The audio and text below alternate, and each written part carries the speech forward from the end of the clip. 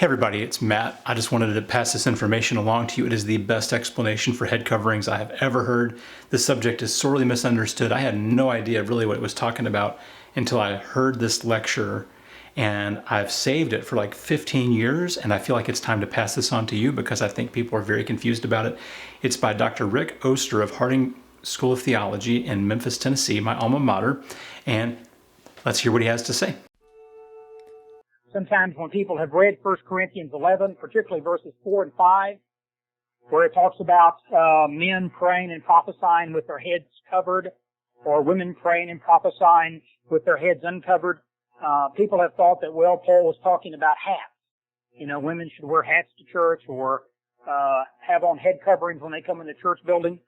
Well, I want to present some information that I think will shed some light on what was really going on in Paul's day, and maybe give us a better understanding of the kind of situation he's dealing with. Now, before we look at the evidence and actually look at the text, let me talk for just a minute about the city of Corinth.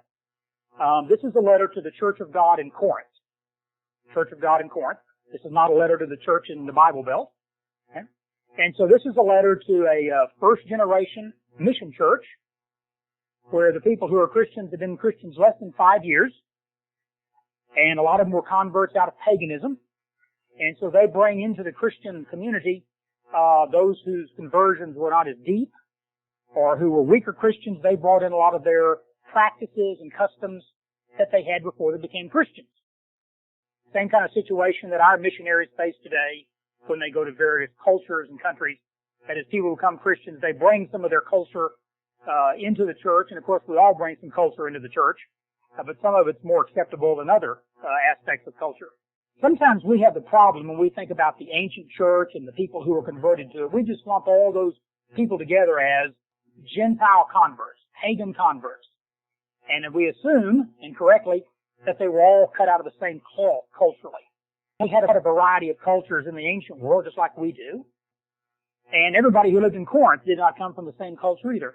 The city of Corinth is a Roman colony, even though it's located in Greece. It was made a Roman colony by Julius Caesar in 44 BC. We've got a strong manifestation there of Roman values, Roman civilization. Since it's in Greece, of course, we're going to have Greek culture there. There would certainly be some Jewish people there. There's going to be some Egyptian people there. People from Asia Minor. So it's a real collection of people from various cultural backgrounds. And these people from different cultures didn't always do religion the same way before they became Christians. And so there is this variety. And I want you to keep that in mind because we're going to be looking at some cultural backgrounds to the practices that are mentioned in chapter 11, verse 2.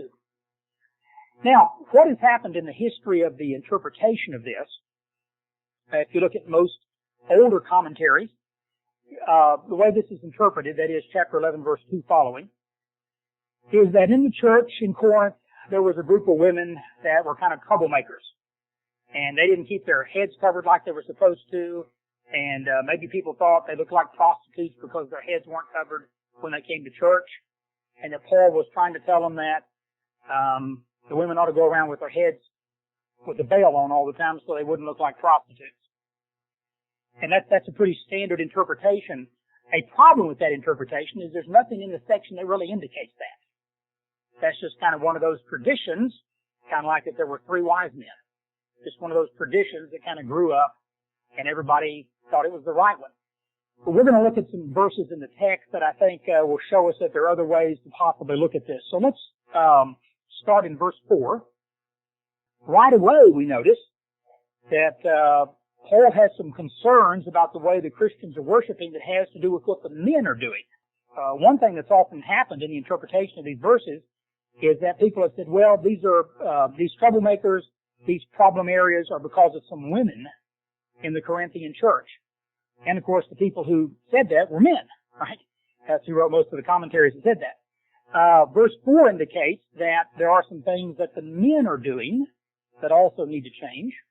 And so verse 4 says, every man who has something on his head or has on a veil or has his head covered while praying or prophesying disgraces his head. But every woman who has her head uncovered while praying or prophesying disgraces her head. And so really what the text indicates, if you just look at the text, is that there are men who have on some kind of veils when they shouldn't, and there are some women who don't have on veils when they should. So I'm going to start by saying that this is not just a problem with the women. And certainly if you read verses 4 down through verse 16, which is the end of the section, you'll see that he has equal attention, gives equal attention to male behavior that needs to change, as well as to female behavior that needs to change. What in the world is going on when he refers to men having their heads covered when they pray and prophesy? I mean, what in the world is that all about? Well, the background for that, and we're going to look at some slides in a moment and talk about some ancient cultural practices. The background for men having their heads covered when they worshiped comes right out of Roman culture. Right out of Roman culture. It was the normal practice in Roman culture, not Greek culture, not Egyptian culture, not the culture of Asia Minor. It was the normal practice in Roman culture. And remember, Corinth is a Roman colony. For Romans, when they would worship, when they would pray, prophesy, or offer sacrifice, they would take their Roman toga that they wore, and they would take part of it and pull it up over the top of their heads and kind of cover their head and ears. And we're going to begin in just a second to look at some slides because I want you to be able to visualize what this looked like in the ancient world so that when we read a verse, like in verse 4 that talks about men having head coverings on and having their heads veiled, not their faces, their heads covered, that we don't say, well, it's really just a problem with the women, and probably Paul just wrote that verse in there just to kind of have some men mentioned that they really weren't doing anything wrong. This is a statue of a Roman emperor, and the Roman emperor, as he was portrayed in statuary, would sometimes have on his military attire. Sometimes he would have on the attire for his office as high priest. The Roman emperor was also the high priest of Roman religion, the Pontifex Maximus. And so whenever they wanted to picture the emperor in his religious attire, this is how he would look. And you notice that his head is covered. And the reason it is because this was the normal way that Romans dressed when they worshipped. When they prayed, they prophesied, or they sacrificed. And so this is one of just numerous examples of some statues. Here's a picture of a bust of a Roman. And again, we don't have all the statue, but we have the part that's relevant to our discussion. And do you see the head covering? Right? It's not a facial covering. It's not like you might find in the Muslim world today, where women have their face covered. It's a head covering. And that's exactly what Paul is describing in verses 4 and 5. This is an altar that has a sacrificial scene on it. And you can see that animal is the animal that's going to be sacrificed on the altar. And you see the people standing around the altar who are going to participate in the worship. Because that's the three occasions on which Romans covered their heads. Was prayer, prophecy, and sacrifice. And as you notice in 1 Corinthians 11:4 and 5, the very two practices Paul mentions are when Christian men and Christian women pray or prophesy. This is a detailed picture from a very important Roman monument that early 1st century AD called the Areopagus. It's called the Altar of Peace. And this monument's a pretty large monument, and it has friezes down the side of it, stone friezes down the side of it. And one of the scenes shows some of the Roman royal family going to sacrifice. And again, you can tell that some of these people have their head covered who are going to participate in this. And you see the fellow with the axe over his shoulder. That's to be used in the sacrifice, the ceremony of sacrificing the animal. That's not for, chopping down a tree or something. Here's another monument. And this has to do with prophecy. Has to do with prophecy. Once again, when Romans did this is when they prayed, they prophesied, or offered sacrifice. And the person on the left in this monument is a woman, because Roman women also did this. This was kind of a unisex practice in Roman culture, that Roman men and Roman women would have their heads covered. And you see the person in the middle has a little wand, kind of like maybe a shepherd's staff in their hand. That is a wand that was used in prophecy. When Romans would prophesy, when they would have prophets or religious officials who would give prophecies, they would carry that wand that's in the hand of the person in the middle. And so that makes it really clear that this is a religious scene. What's being depicted here is a religious occasion that included prophecy. Next. Here is another part of a sacrificial scene. This is really only about a third or a fourth of the entire picture, but if I showed you the whole thing, it'd be so small you couldn't see all of it. But this is the part that's relevant. And you see one of the animals that's coming to be sacrificed, and you see the person that is officiating, the person that's kind of leading in the ceremony, has his head covered. Now, if you had 10 or 15 people at a particular religious service, not everybody wore the head covering. If you were just, so to speak, in the audience, you didn't wear the head covering. The person who would wear the head covering would be the person who was kind of doing the ceremony.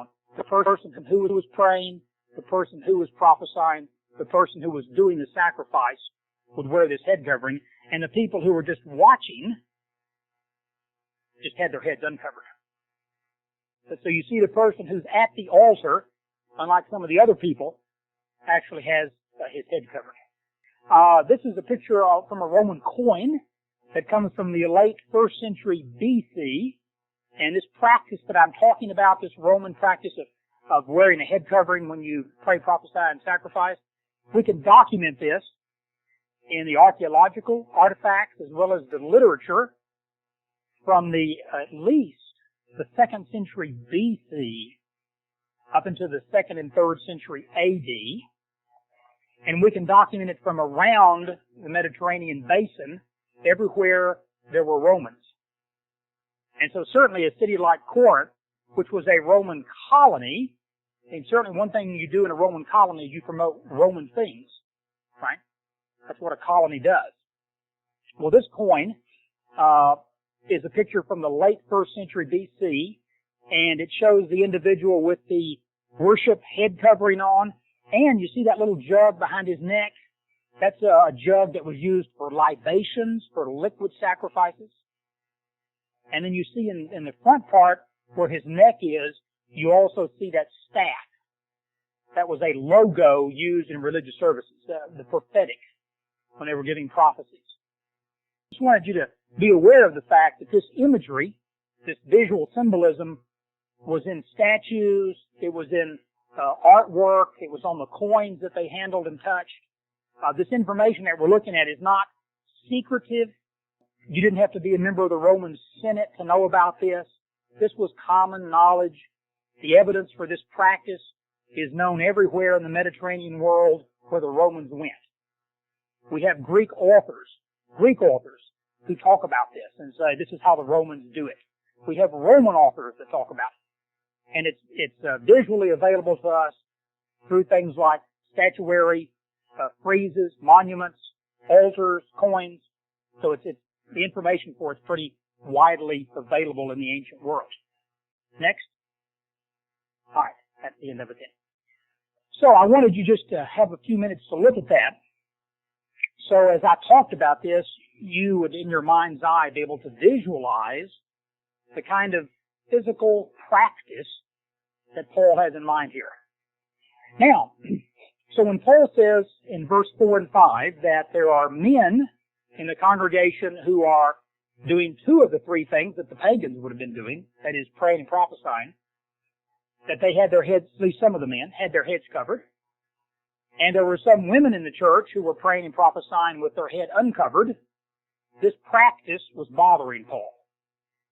Now, it seems to me verses 4 and 5, you have to conclude, at least I have to conclude, that as Christians were getting together in Corinth, on their assemblies and their get-togethers, that you have men, Christian men, at least some of them, when they prayed and when they prophesied, they would, like they had always done before they became Christians, they would pull this toga up over their head. And you have some women who are in the Christian get-togethers, who are praying and prophesying, who are not doing that. Now, when we think about the church in Corinth, I'm assuming, and I think most interpreters would agree with this, that the makeup of the church in Corinth would have represented various cultures that were available in the city of Corinth. So when people would get together in house churches, you would have some people there who were Roman. You would have some people who were Greek. You would have people who were Egyptian. You would have people who were Jewish. People who probably came from Asia Minor. And they would all bring to the church, particularly in the first generation mission church, they would bring all kind of practices and customs that they were used to from their pre-Christian life. Some of those would be acceptable. Some of them would be unacceptable. Just like today when the gospel is taken anywhere, whether it's some tribe in Africa or Lubbock, Texas. As people come into the Christian faith, they bring with them all kinds of, baggage, all kinds of things from their culture and their heritage. Some of them are acceptable. Some are not acceptable. Well, that's going on here. And so, the men in verse 4, who would have their head coverings on when they prayed and prophesied, would be people who were Roman in their cultural background. And when they were growing up, because remember, none of these people have been Christians over probably 4 or 5 years. So as they were growing up, whenever they would worship their gods and goddesses, they always pulled that toga over their heads. And that's the way Mom and Dad had always done it, and Grandma and Grandpa had always done it that way, and all their aunts and uncles. And all their priests did it that way, and just everybody who prayed and was very religious, that's how they did it. And so when they became Christians, some of them didn't see the need to quit doing it that way. So becoming a Christian didn't mean you had to quit wearing a toga. Okay?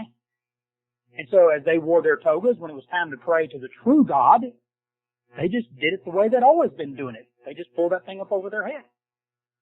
Then you have some women, and these would be non-Roman women from cultures that didn't pull up their head coverings when they prayed and prophesied, and that would be everybody but Roman women. Women from Greece, women from Egypt, women from Asia Minor, Jewish women. Everybody but the Romans. The women would have remained uncovered when they prayed and prophesied. And so Paul gets a report, because when Paul writes 1 Corinthians, of course, he's not in Corinth. He's over across the Aegean Sea in Asia Minor, over at Ephesus. And so he gets a report from the house of Chloe about various issues that are going on in the church. Some are big issues and some are little issues. Some have grave consequences. Some are not so grave in terms of the consequences. Some have to do with morality, sexual ethics. Some have to do with Christian assembly issues, worship issues. Well, chapter 11 is a chapter that has to do with issues that are going on in the assembly when they get together in their house churches. And so the first issue, and this is the one we're looking at in more detail, is head coverings and praying and prophesying. And the second issue is the Lord's Supper.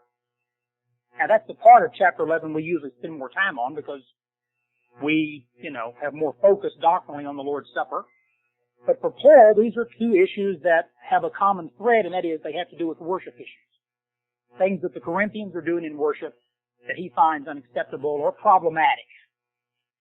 But, if you look at the two issues, the level of Paul's concern is not the same. If you look, for example, at verse 2, 11:2, this is the introduction to this head covering issue.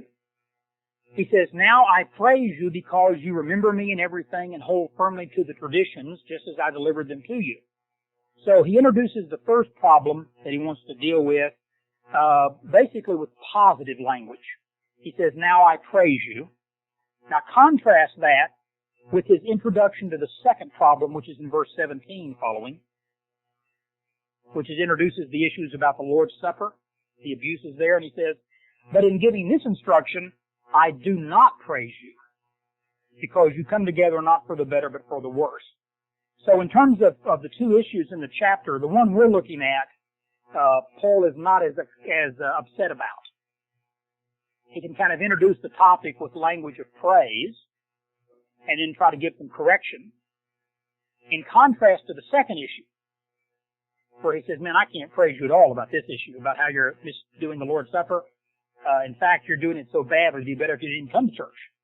It'd be better to stay home than do it the way you're doing it. So we need to keep that in mind as we look at this issue. Now, why is Paul dealing with this issue? I mean, what's going on in Paul's mind? Why does he care, right? What they've got on their heads. Well, we want to notice that Paul is not concerned about what people wear and don't wear when they come to church. This is not a verse that talks about what men and women do when they come in the church building.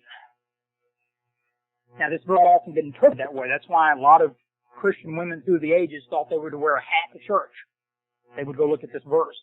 Well, this isn't what this verse says. This verse does not say, in for example, verse 5, okay, but every woman who has her head uncovered when she comes to church disgraces her head.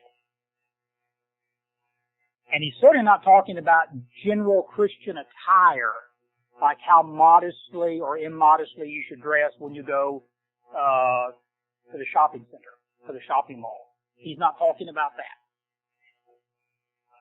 He's talking very concretely and very specifically. He says in verse 5, every woman who has her head uncovered while praying or prophesying. That's the issue. Okay? As women are involved in congregational settings, in the presence of men, women are praying, women are prophesying, just like the men are. Paul doesn't have any problem with that.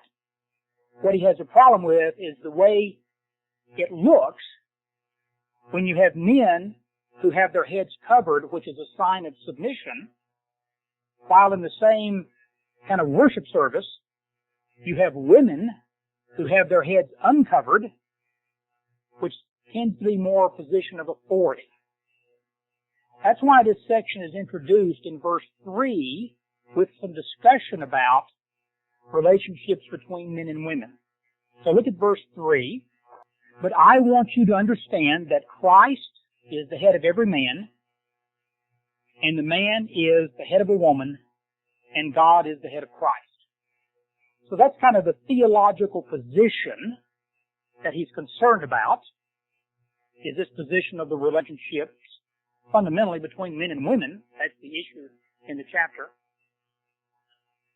And that this practice they have is blurring that distinction. It's confusing the issue. So he hears from Chloe and people from Chloe's house that when some of the saints get together in their house churches or synagogues or wherever they were meeting, that in the same get-together, because Paul really didn't care what the men would have done by themselves or the women would have done by themselves, and we don't have any evidence that they met separately by gender anyway. And there is really no evidence of kind of ladies' Bible classes in the early church. But when they're together, praying, both men are praying and prophesying, women are praying and prophesying, he didn't have any problem with that. But the problem is that the way they're doing it is communicating some things about the relationship between men and women and this issue of headship that Paul finds inappropriate. And so what he says is, this cannot go on like it is. Now, verse 16, you just jump down a little. Paul says, but if anyone is inclined to be contentious, we have no other practice, nor have the churches of God. One thing you certainly know as you study Paul's letters is that his churches didn't always just applaud all of Paul's ideas. Paul had to write these churches, and in many churches he had people who disagreed with him, people who mildly disagree with him, people who strongly disagree with him. He has opponents in these churches. And so in verse 16 he acknowledges that not everybody's going to buy this argument. That when the men and women in the Church of God in Corinth get this letter, and they're reading down and they get to what we call chapter 11, some of them are going to read this argument he gives in verses 2 following, and they're going to say, Paul, you have lost it. Paul, I do not agree with you. Paul, I don't plan on changing my practice. And so Paul acknowledges in verse 16 that there are people in the church who are contentious. So we're going to read this and say, nah, we're going to keep doing the way we want to do it. The heck with Paul. And after all, he's not here anyway. Right? He's over in Ephesus on the other side of the Aegean Sea. Now, who would have said something? Who would have been so unkind to Paul, right? Well, certainly probably the people who are Roman would have been. You know, they're going to say, Paul, what difference does it make whether our heads are covered or not, particularly the guys, because this is the way they've been worshiping forever, with their heads covered. And here's Paul telling them they got to quit this. And so we think probably this is some of the opposition that he's anticipating, and that's why then he gives the argument about hair. Because there are a lot of the rest of the chapter down through verse 16 is about hair length. Now, what in the world is going on with this hair length argument? This is what I think is going on, is that some people are going to say to Paul, we just don't see it this way, that this head covering has anything to do with anything. It just strikes us differently than it does you from our cultural background. That what's on your head has nothing to do with gender at all. See, because Paul says it does have something to do with gender. And some people are going to say, Paul, it doesn't have anything to do with gender. And so what Paul is trying to do is to give a supporting argument from nature to say, listen, nature would teach you that what's on your head in terms of a covering has something to do with nature. And so to kind of summarize his argument about hair length and whether your head is shaved, whether you're bald or have long hair, Paul is basically saying, and this is kind of a real paraphrase, is that, look, folks, if you woke up tomorrow morning and all the men had long hair and a lot of the women were bald, you would know something strange had happened during the night. That you just wouldn't see that the next morning on your way to the forum or whatever, and all the guys had long hair and the women were bald, you would know something really peculiar had happened during the night. You just wouldn't see that and say, so what? And so the whole thing about the hair length is not that you've got guys coming to church who have hair down to their shoulders or women who are coming to church who are bald, but it's an argument based on what he assumes would be common ground. That they would say, yeah, in terms of gender, what men have as a covering is different given by God than what women have. And so it's really just a supporting argument. It's not that Paul is saying you must have your hair cut a certain length before you come to church. But it's just a supporting argument to try to get them to see where he's coming from. Now, as you're aware, how we view things does depend on our cultural background. Certainly there are women in tribal places in Africa who come to church dressed in a way that would not be acceptable at Broadway church. Right? In fact, even the city would say it's illegal. And in places in the Middle East where we have congregations, a lot of those people would find the way that most of you women come to church Broadway unacceptable. Because we can see your faces and we can see your legs. That's just unacceptable in certain cultures. And some tribal, regions in Africa, they would wonder why we wore so much to church. And so certainly people, in different cultures are going to view dress, and custom differently, based on various cultures.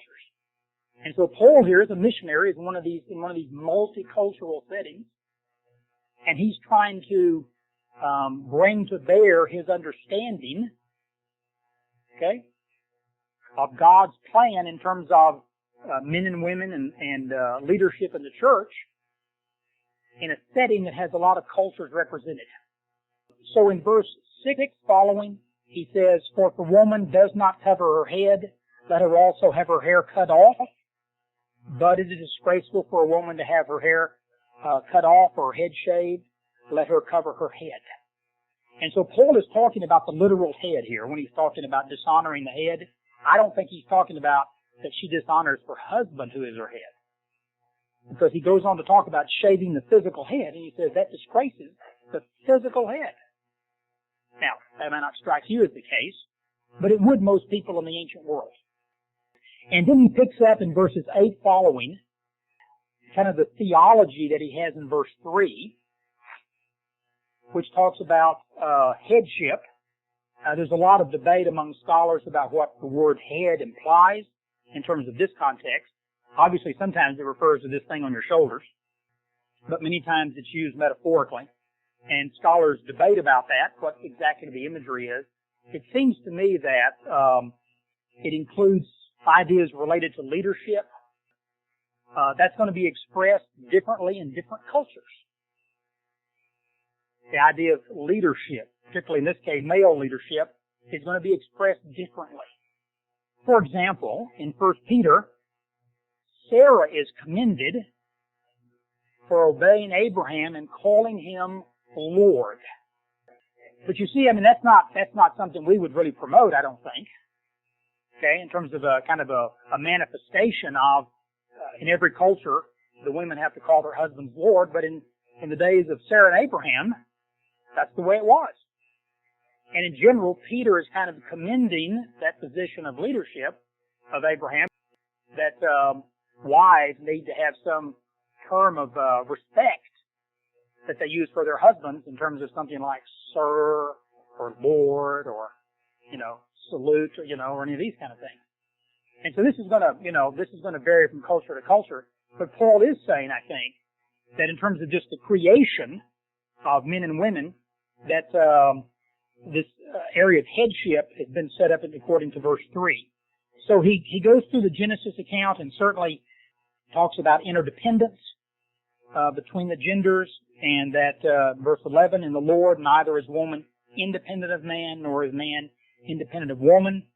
But he is trying to spell out here, I think, from Genesis, the Genesis account, kind of to support the theology of verse 3. Then he gets down to 13, and he says, judge for yourselves. Now, Paul's letters are basically letters and documents that are involved with persuasion. I mean, Paul really cannot make the Corinthians do anything. He really can't. He can tell them what they should do. He can make some threats and warnings. He can talk about the implications of their disobedience.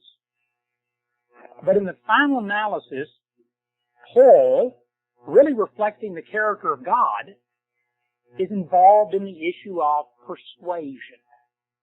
God is trying to persuade us. I mean, God did not put, a headlock on Adam and Eve. He told them the truth. He told them about consequences. He tries to persuade them. Throughout biblical literature, God's representatives are trying to persuade His people. And that's what Paul is involved in these letters. These are documents of persuasion. Because Paul knows he's not going to be around forever. And in this case, he's not even in the same town anymore. He's gone off somewhere else. And so, as he gives instructions, he does acknowledge that they themselves have to evaluate this. Paul does not suffer from an identity crisis. He's not, if he writes a letter, he doesn't think, well, I hope I'm right. I mean, he's certainly, his conviction is he's speaking at the behest of God, and he's writing with apostolic authority. But he knows that the men and women who get this letter have to evaluate and be persuaded by the argument. So he says, judge for yourselves. Is it proper for a woman to pray to God with her head uncovered? Now again, he's assuming by verse 13 that women are going to be praying and prophesying in these get-togethers. Now that shouldn't really come as a big shock to us if we are students of Acts chapter 2. Because Joel, the text out of Joel chapters 2 and 3, that are quoted by Peter on the day of Pentecost, say, right, that the Christian men and women are going to prophesy. And so we shouldn't be shocked to find women prophets. It was prophesied on the day of Pentecost that the church would have women prophets. And certainly as you look at the birth of Jesus, those first two chapters of Luke, and you see the people who are on the very inner circle of God's plan. You see Elizabeth and Zechariah. You see Anna and Simeon. And you've got both the men and women who are on the very inner circle of God's plan, the birth of Jesus. Both men and women who are being filled with the Holy Spirit and prophesying. They're kind of anticipating what's going to happen once the church arrives and the day of Pentecost begins. Because they are very special people that God is using to kind of prepare the story for the arrival of God's kingdom. So what we have in women like Elizabeth, and of course Mary, and then Anna, are women who are giving prophecies that kind of anticipate this in the early church. And so Paul's concern here is certainly not about the fact that women are praying and prophesying. The concern is whether they're doing it in a way that dishonors the biblical understanding of male leadership. So what did you think about that? What did you learn? I would love to hear from you in the comments about anything you learned from that you had no idea about. I learned so much the first time I heard this. Listening to it again, I just learned so much more.